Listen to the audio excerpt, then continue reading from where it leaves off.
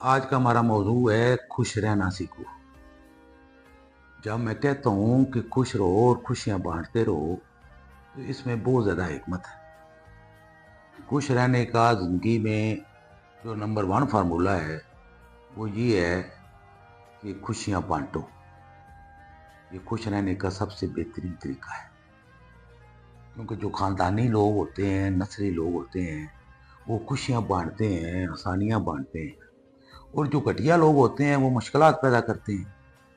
इसलिए ज़िंदगी का ये असूल है कि ज़िंदगी में आप जो कुछ तक़सीम करोगे, बाँटोगे, वही आपको उसके बदले में मिलेगा।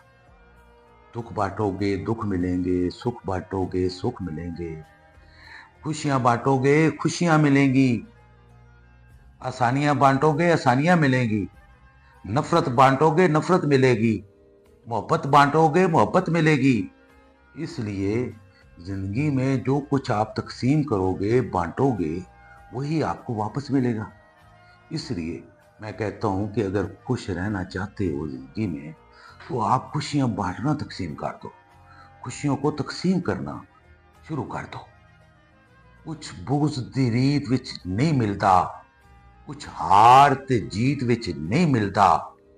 मखलूके खुदा नाल प्यार ते कर, रब सिर्फ मसीत विच नहीं मिलदा।